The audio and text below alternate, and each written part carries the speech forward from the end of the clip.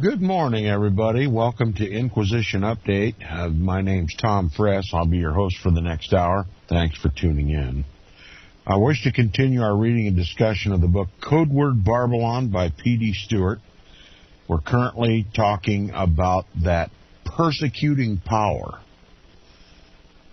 that described in the Bible that is drunk with the blood of the saints and the blood of the martyrs of Jesus, the Roman Catholic Church. And we're talking specifically now about what Rome called the Holy Roman Inquisition. Now, we left off beginning at the second full paragraph on page 338 if you're reading along in your copy of this book. But I'm going to back up one paragraph or two for continuity purposes. It says, who is not aware that the Roman Catholic Church's recorded in history,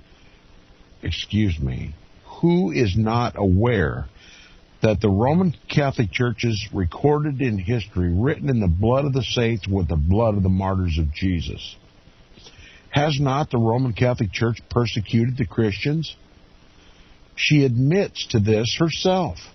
Quote, the church has persecuted. Only a tire in church history will deny that, unquote. Again, she admits, quote, the church may, by divine right, confiscate the property of heretics, imprison their persons, and condemn them to the flames, unquote. And if you were to take a walk about Rome, you would see in many places paintings and statues depicting scenes of persecution. But in the Church of the Jesuits, you would see an even more alarming statuary showing the Church of Rome trampling underfoot and persecuting those who disagree with her, including a huge statue of Martin Luther, with the Jesuit founder Ignatius Loyola treading on Luther's neck. And this is depicting nothing else than the conquest of Protestantism.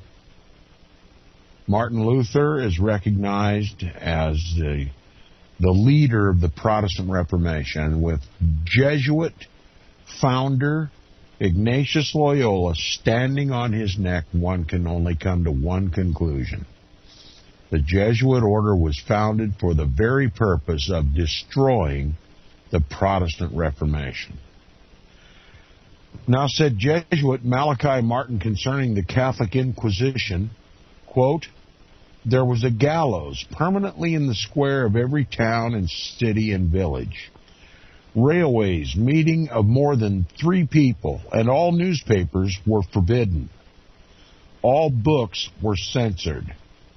A special tribunal sat permanently in each place to try, condemn, and execute the accused. All trials were conducted in Latin, a language unknown to the people, I will just add. 99% of those accused did not understand the accusations against them. Every pope tore up the stream of petitions that came constantly asking for justice, unquote.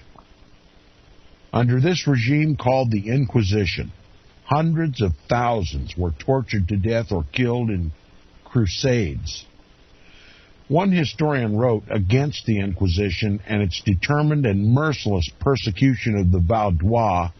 You've heard me talk about them before, read a book specifically about them by James A. Wiley, The History of the Waldenses. They were called the Valley people, the Waldenses, or the Vaudois. It all means the same thing. And it says as follows, quote, while devastating the city of Batir in the year 1209, the soldiers asked the Catholic leaders how they should know who were heretics. Arnold, the abbot of Citeaux, answered, listen to this, slay them all, for the Lord knows who's his, unquote. And as I've said before, I hear phrases like this constantly on amateur radio. Listening up and down the band to discussions about this Holy Roman Crusade that's now taking place by proxy, the United States being the papal proxy warrior in the Middle East. And I hear time and time and time again, kill them all, let God sort them out.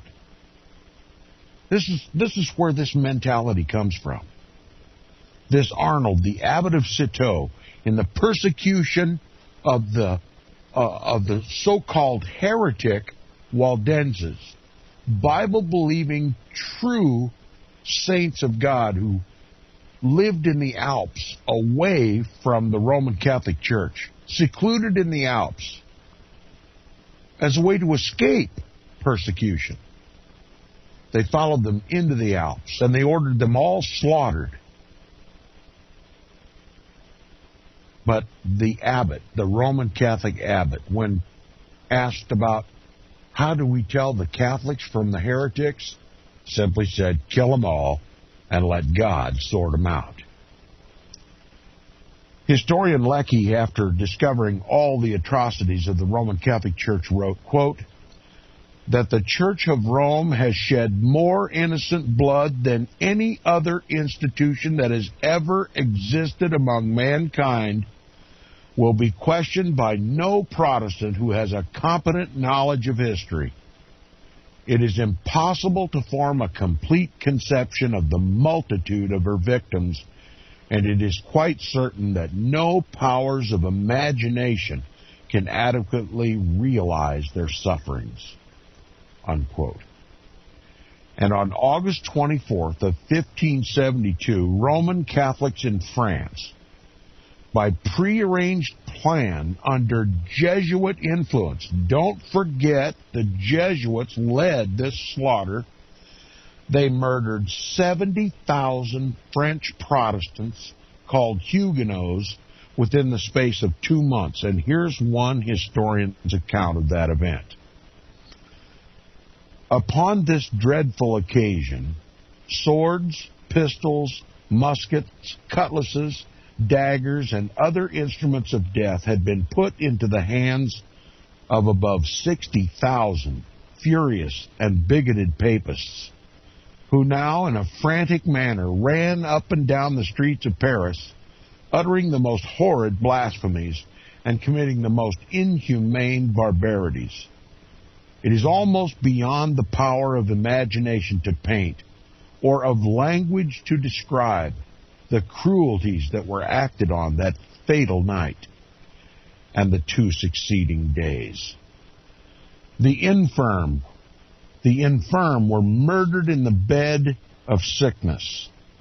The aged stabbed while tottering on their crutches. Children snatched from their mothers and tossed on the points of spears. Infants strangled in their cradles.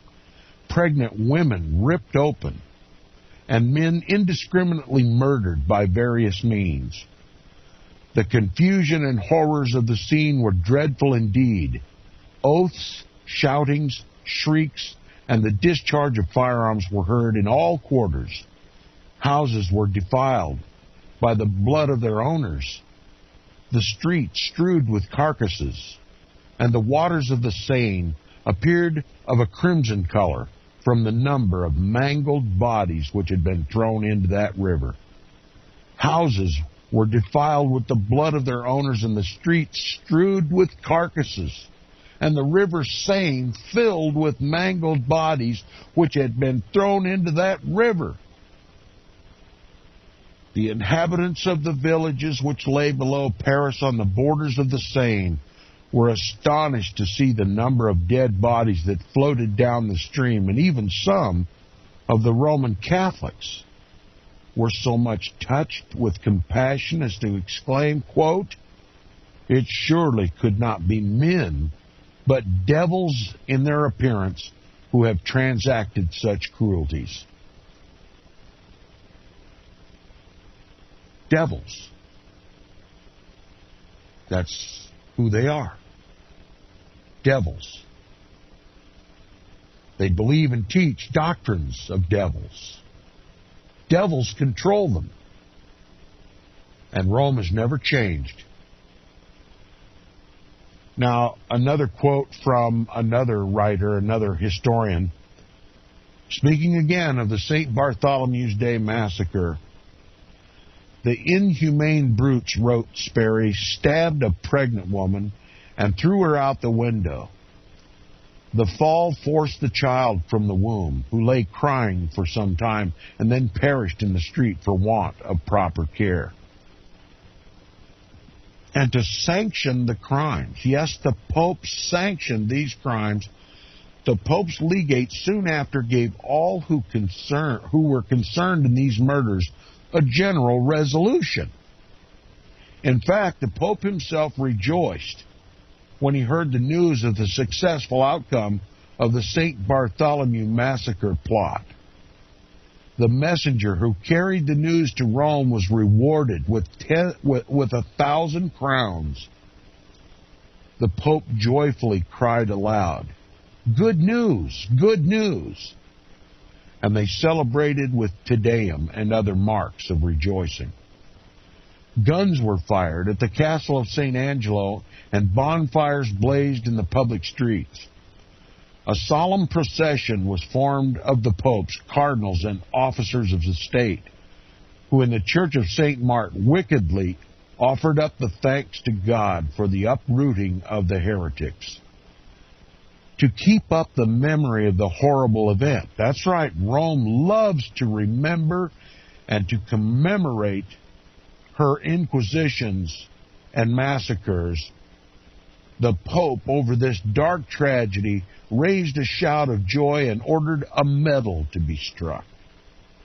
On one side of this coin is a destroying angel carrying a cross in one hand and a sword in the other, with which he is slaying Protestants, and with the words Huguenotorum Strages, which is Latin that means the slaughter of the Huguenots, and then the date 1572 stamped in relief on the coins.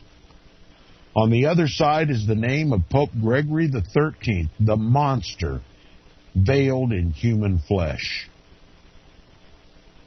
If ever there was a man devoid of true humanity or the slightest spiritual sympathies, it was Antichrist Pope Gregory XIII. Unquestionably, we have here a low-grade bully of the worst kind, the sort whose ego is boosted by keeping trophies of the subjugation of his victims. Reader, I want the name Pope Gregory XIII to be forever synonymous of vulgar barbarity, the proof of how the Roman Catholic Church preserved the evidence of its crime. And even to this day, there are 3 frescoes in the Sala Regia of the Vatican Palace by the painter Giorgio Vasari depicting these events. And now I'm going to take a rare exit from the book, and I'm going to go to Wikipedia right now under the St. Bartholomew's Day Massacre, and under the subtitle entitled Reactions to the Massacre, and read you a passage. I'm going to give you a piece of information that you probably never heard before. Speaking of the St. Bartholomew's Day Massacre and the way people reacted to it, particularly the papacy, it says the politiques were horrified, but many Catholics inside and outside of France regarded the massacres, at least initially, as deliverance from an imminent Huguenot coup d'etat. The severed head of Admiral Coligny was apparently dispatched to Pope Gregory XIII. Yes, they sent his head to the Vatican. And it says, though it got no further than Lyons, and the Pope sent the king a golden rose.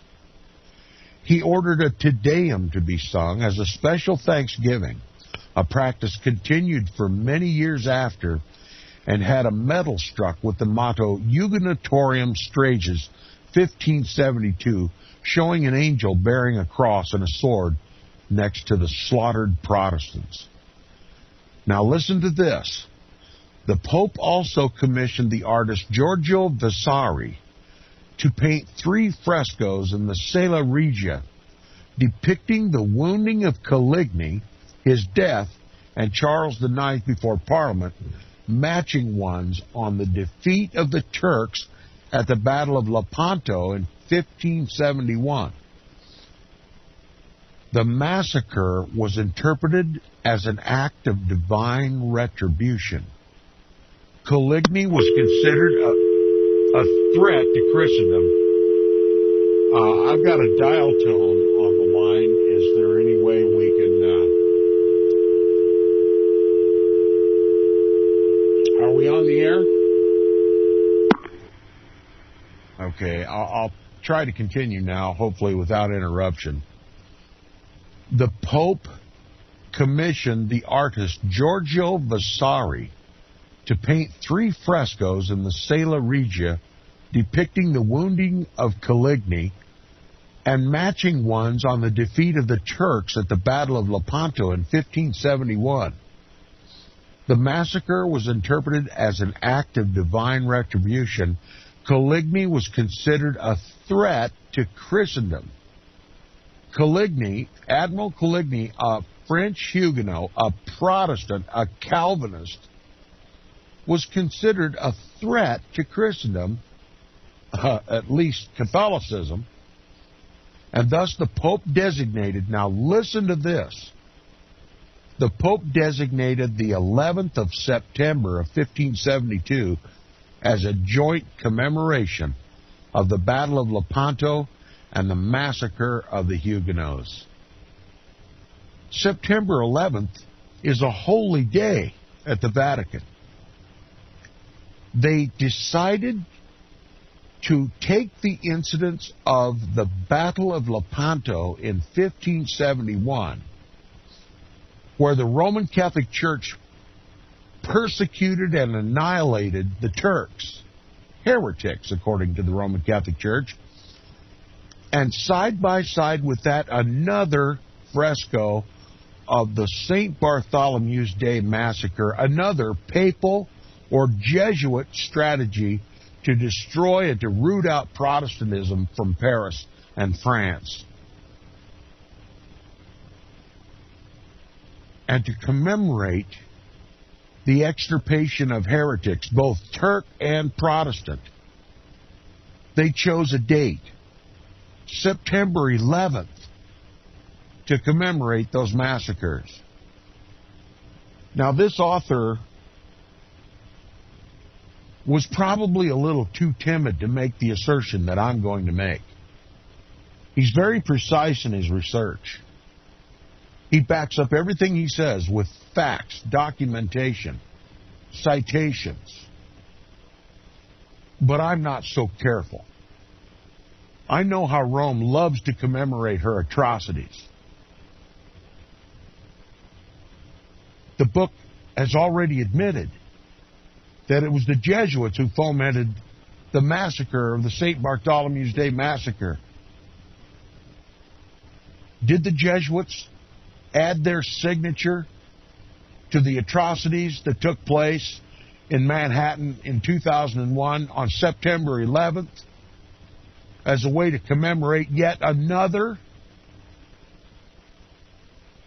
extirpation of heretics on Protestant soil? Some will say, Tom, well, you're stretching that just a bit too far. I don't believe so. And I don't apologize for making the assertion. Everyone who does this research realizes that Rome loves to commemorate by special occasion dates on the calendar that mark her atrocities, and then sign her name to future crimes by scheduling those crimes on those dates.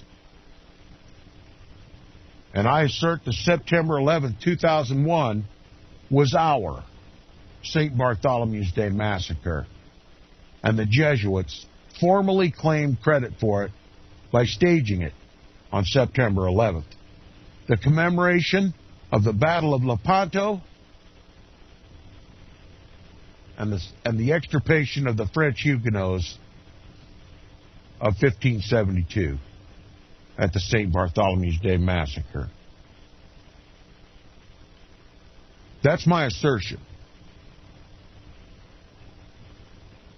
And I'm ready to wait till Judgment Day, when God rewinds the tape and tells us the truth.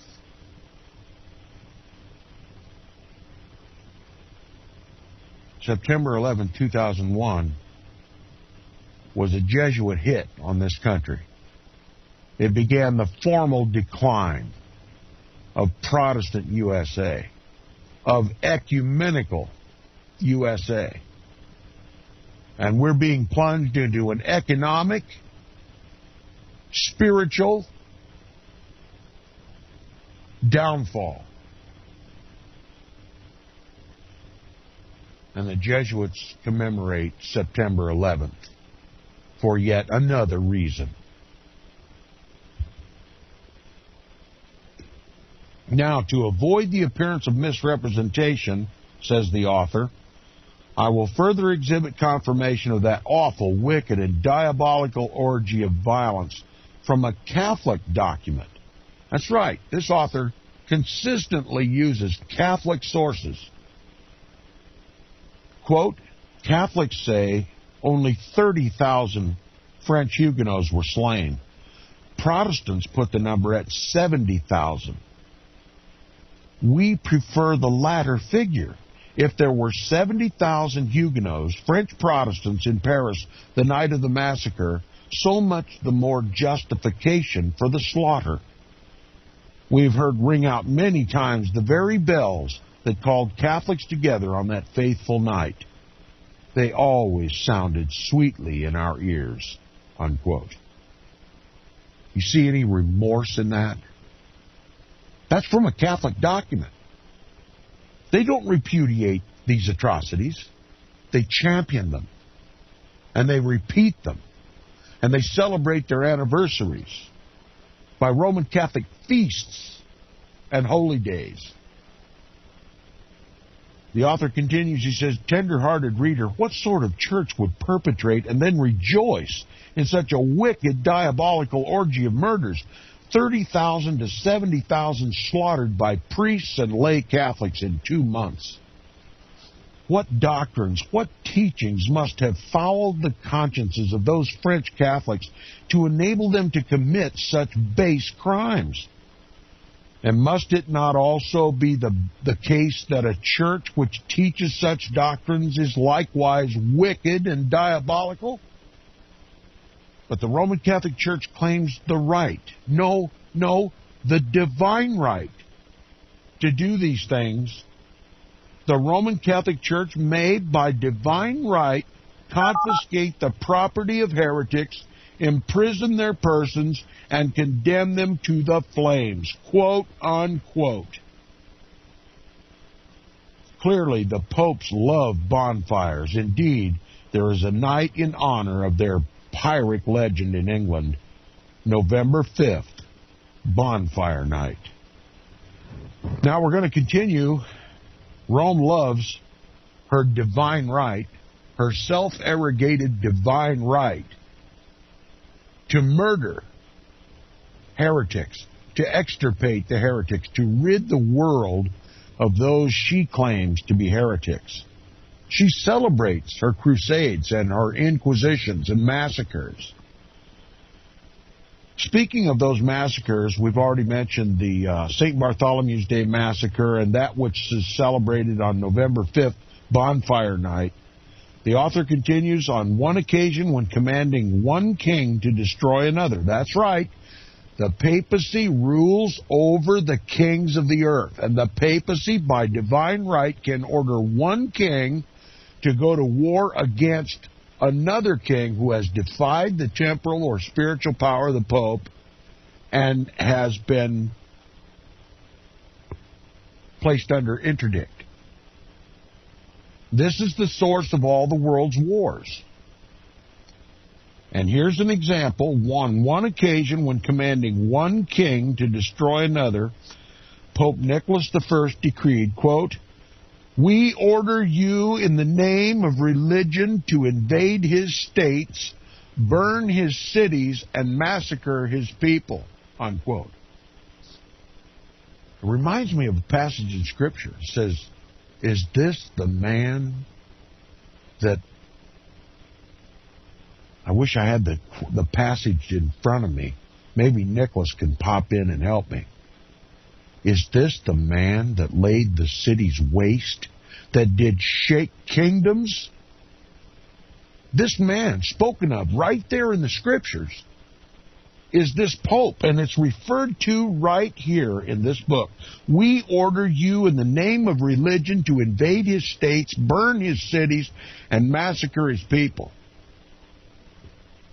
The papacy, throughout its history, has laid the world waste, have made the cities a wasteland.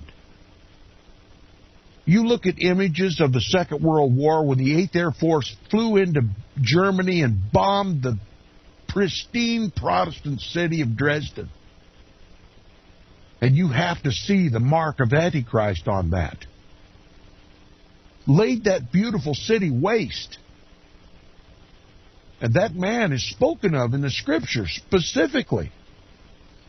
The papacy.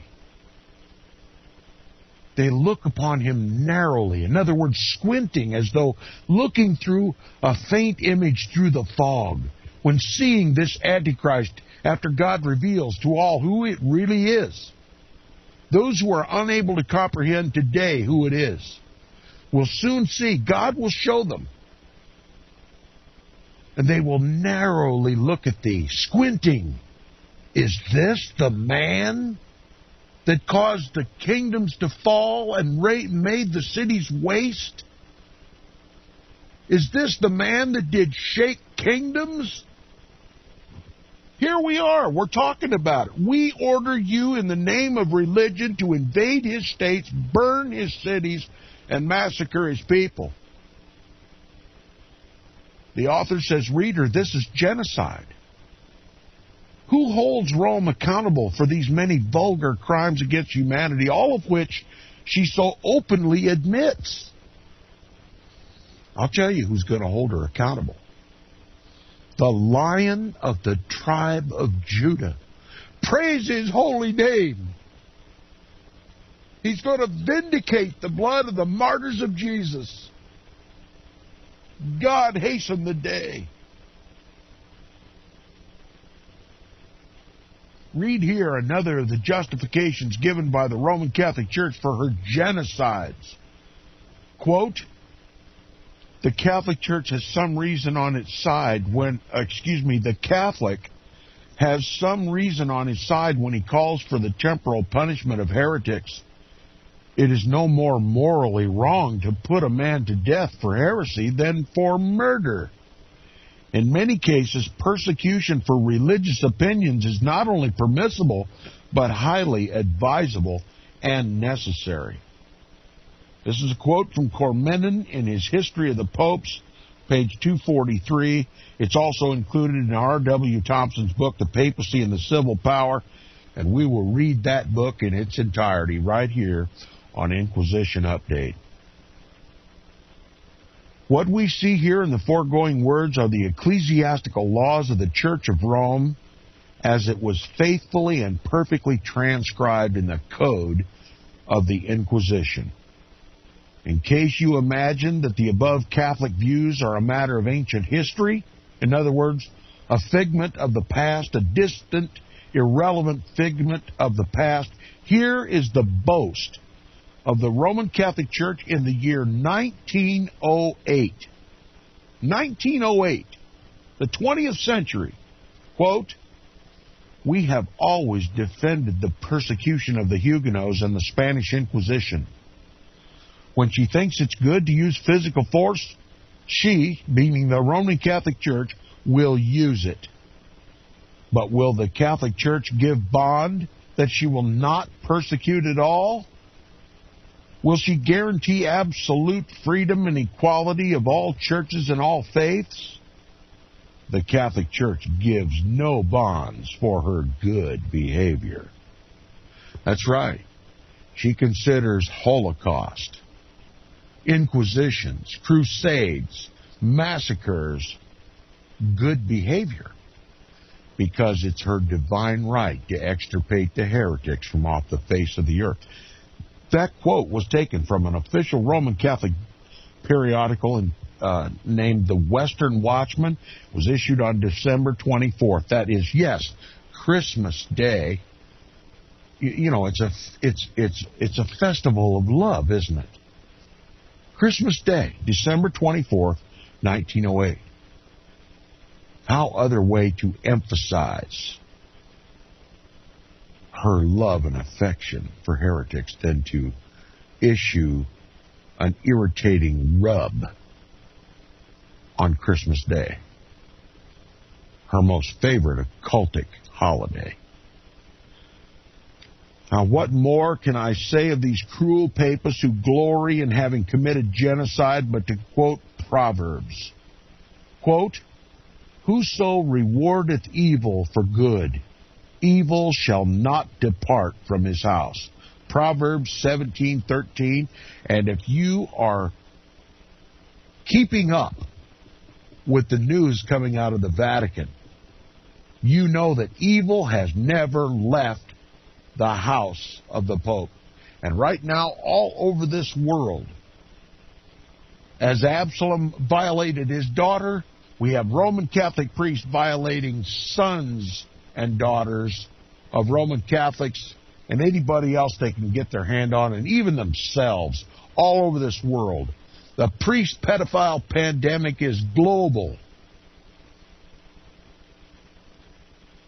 Evil will never depart from the house called God's in Rome that rewardeth evil for good and good for evil.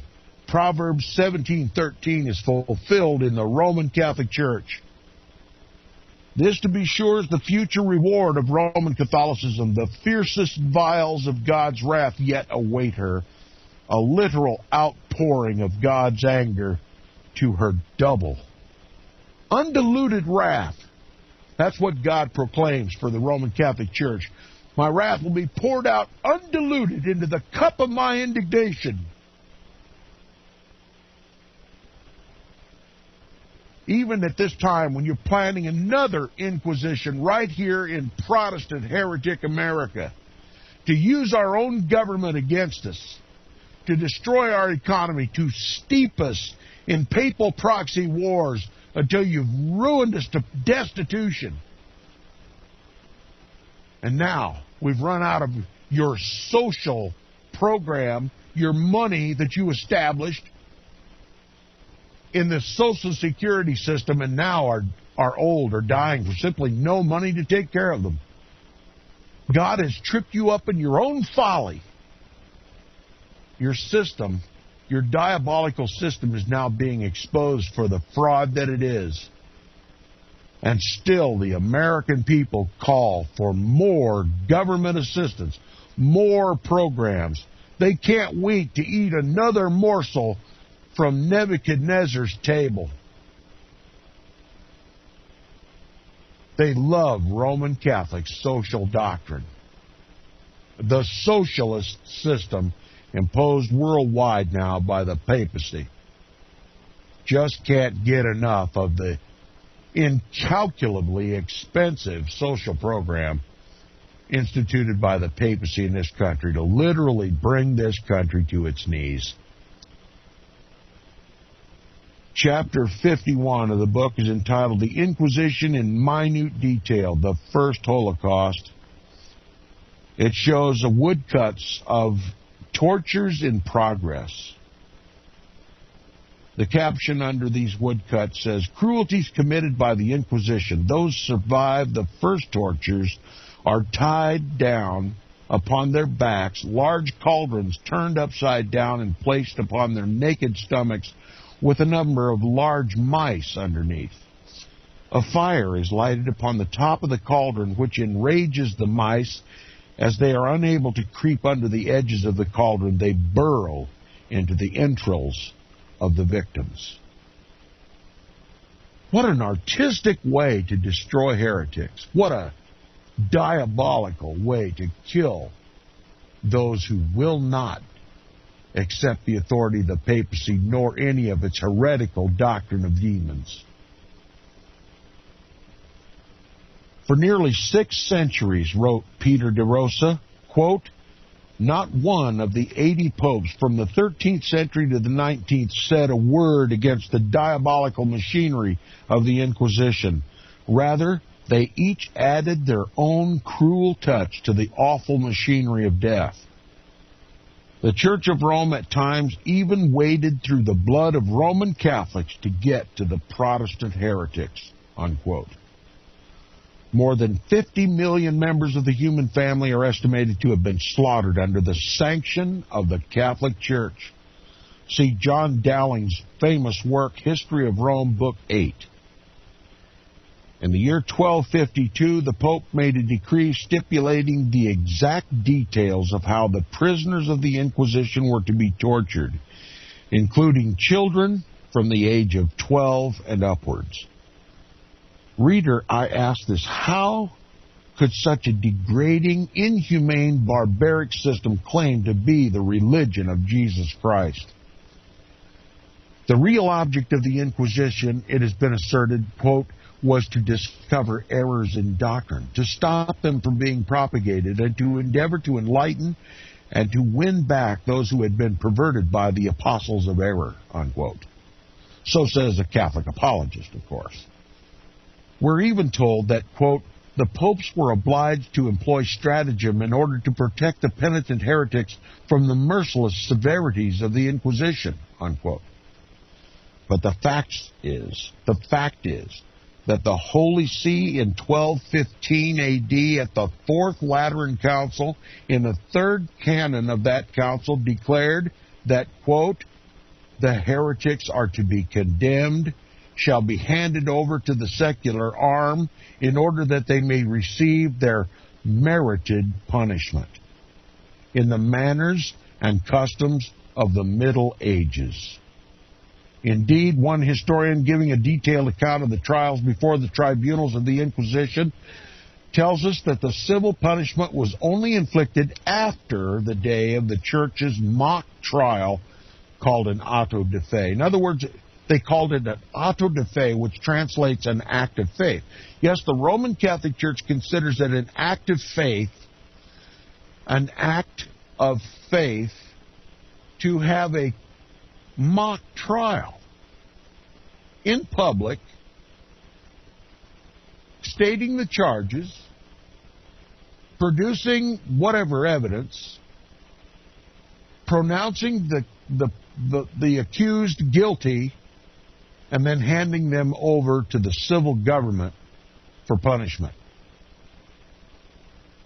A mock trial, making a mockery of justice, done publicly for all the people to see. Everybody knew it was injustice, but it was the church. Their act of faith was making a mockery of justice. Their auto de fe was making a mockery of justice. But nonetheless, the civil power did its duty, as ordered by the Inquisition, to torture, slaughter, and burn the accused. But for all its horrors, says the author, it was Popish Spain that refined the punishments Catholics invented to use against those who refused to accept their faith, the Roman Catholic faith. In 1481, during the reign of Ferdinand and Isabella, the Inquisition was provided with a new code of regulations, giving it even more formidable powers. Quote, it was then that it got the name the Holy Office. Yes, that's right, the office of torture became known as the Holy Office and was superintended by a Grand Inquisitor General and a council. When the Holy Office had a heretic or anyone suspected of being one, after being arrested, its agents stripped the accused person of all that he had about his person and took a detailed inventory of his clothing and furniture. The money so seized, whether in gold or silver, belonged by right, yes, by divine right, to the tribunal, and went to defray the costs of the procedure. In other words, the court and the trial and the execution. These formalities over, the accused was taken to prison. Of prisons, the Inquisition had several kinds. The first, the common prison, in which were confined persons accused merely of ordinary misdemeanor, and who, consequently, were allowed to communicate with their families and friends. Second, the prison of mercy. The prison of mercy, or of penitence, this is where we get the word penitentiary, which was set apart from those who were to be detained only temporarily. And number three, the intermediate prison, reserved for those who had committed some ordinary delinquency, which brought them within the jurisdiction of the Holy Office. And fourth, the secret prison, the inmates of which were kept in solitary confinement. After an incarceration which varied in length, the prisoner was conducted, when the day of the trial arrived, to the large audience hall, which was hung with black and adorned with a figure of Christ upon the cross, the body being of ivory and the cross of ebony. When after a long interrogatory he failed to avow his guilt, he was taken to the torture chamber, preceded by the Inquisitor and the four mysterious men in black who had been present at the trial. Here he was again exhorted to abjure his errors, and if these fresh entreaties were powerless to move him, he was handed over to the torturer, who put him to the torture with one of four agencies employed to justice: the cord, the scourge, fire, and water. Merciful church, isn't it? The cord, the scourge, fire, and water. Reader, we cannot find expressions strong enough to characterize the brutish, raw violence of which the Roman Catholic Church had recourse with a view to establishing her anti-Christian religion.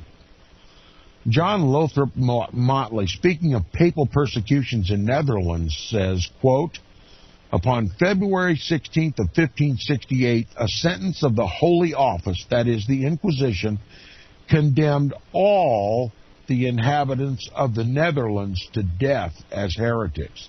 The most concise death warrant that is ever framed. 3 millions of people, men, women, and children, were sentenced to the scaffold in 3 lines, although not put into full effect. Nevertheless," quote, "Alva's contemporary Grotius states that 100,000 genuine martyrs suffered death in the Netherlands for conscience sake." Again, another slaughter of Protestants. 100,000. With the intent to kill everybody in the Netherlands. Gibbon declared that this number, executed in a single province and a single reign, far exceeded that of primitive martyrs in the space of 3 centuries and of the Roman Empire, unquote. Sober reader, the 7th chapter of Daniel, the great prophet of Almighty God, has been precisely fulfilled in the Roman Catholic Church. Listen to what Daniel said under inspiration of the Holy Ghost. "The 4th beast shall be the 4th kingdom upon the earth, which shall be diverse from all other kingdoms, and shall devour the whole earth, shall tread it down and break it in pieces," unquote. Indeed, if you were to visit Rome today, you would find on the outside of the Lateran Church a plaque depicting Pope Innocent VIII's 1487 order against the Christian Waldenses, also called the Vaudois or the Albigenses of France, with these fateful words, quote, "That abominable sect of malignant to be crushed like venomous snakes," unquote. Why were the Waldenses hated so much? Because they wouldn't accept the Pope as their head. R.W. Thompson says the Waldenses were burned. They were cast into damp, horrid dungeons. They were smothered in crowds in mountain caverns. Mothers and babes and old men and women together, they were set out into exile in the winter night, unclothed, unfed, to climb the snowy mountains. They were hurled over the rocks. Their houses and lands were taken from them. Their children were stolen to be indoctrinated with the religion which they abhorred. Rapacious individuals were sent among them to strip them of their property, to persecute and exterminate them. Thousands of old men, women, and children were hung, quartered, broken upon the wheel, and burned alive, and their property confiscated. And let me tell you, Rome is going to commemorate all of these acts right here in Protestant America, heretical America. And you know who's going to be helped burning the auto de fe fires? The ecumenical evangelibellies who unite in a spirit of peace and unity with Antichrist. They will partake of her sins, and they will receive of her plagues as well. Think about that over the weekend. I'll see you.